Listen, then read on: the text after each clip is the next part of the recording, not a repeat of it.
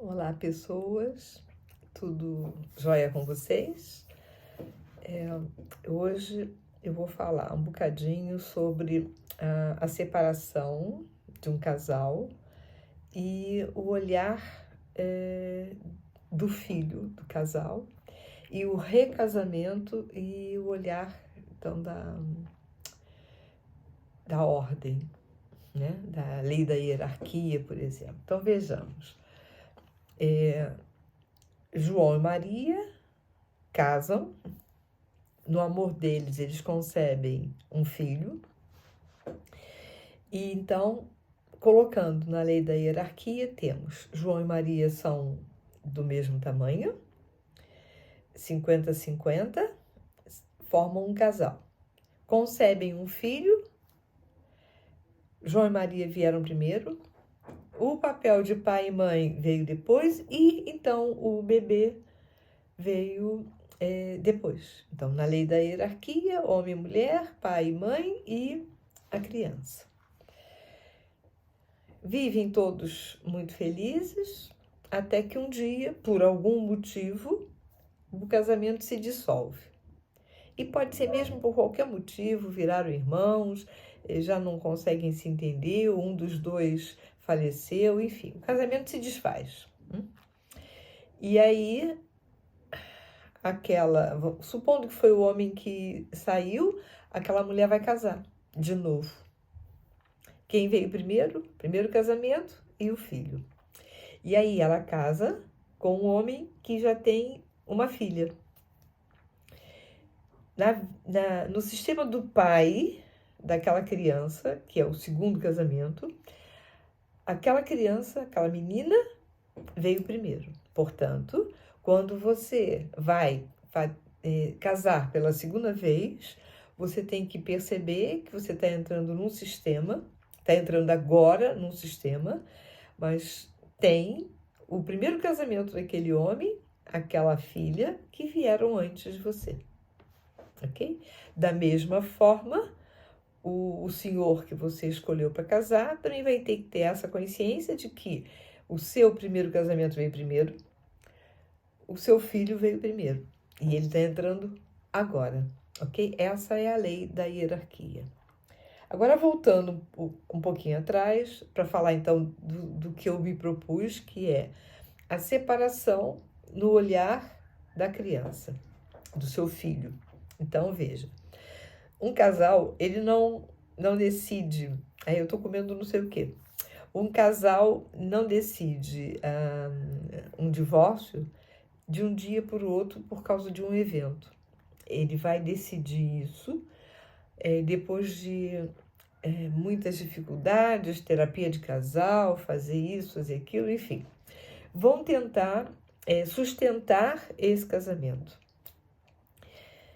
Quando eles não conseguem, dão um basta. Não, daqui eu não vou mais, daqui eu não consigo continuar mais. E aí, eles interrompem o casamento, comunicam ao filho, né? Porque a gente não vai pedir a opinião do filho, a gente vai dizer, olha, pai e mãe vão se separar como homem e mulher. O amor por você permanece e para você ganha 2 casas e não perde nada, entre aspas, porque para a criança ela perde, ok? E então, o que eu vejo acontecer?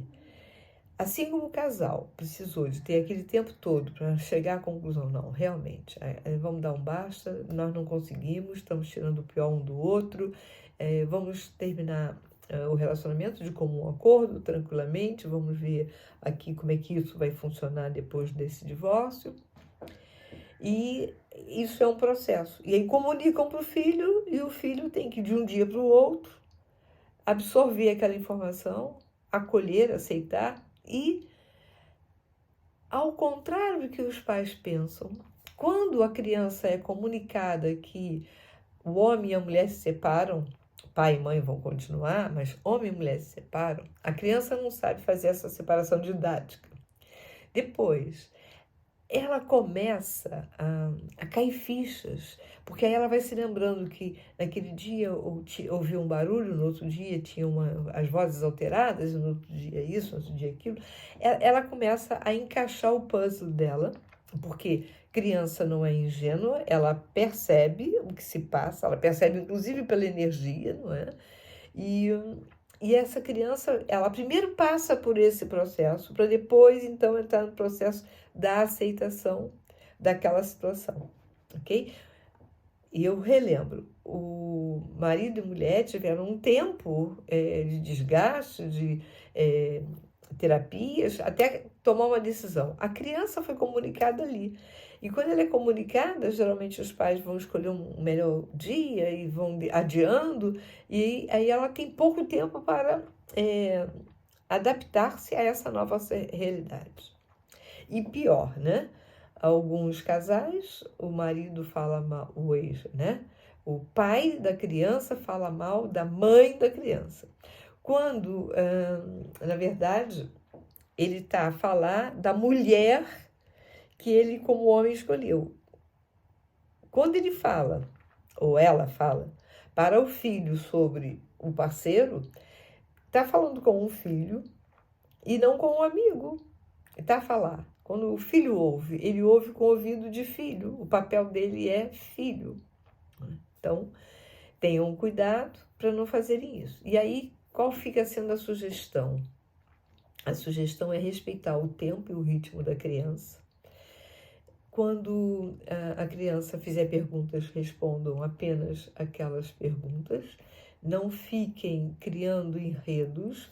Não entrem em explicações da relação homem-mulher. Não levem para a criança as questões burocráticas financeiras, ok?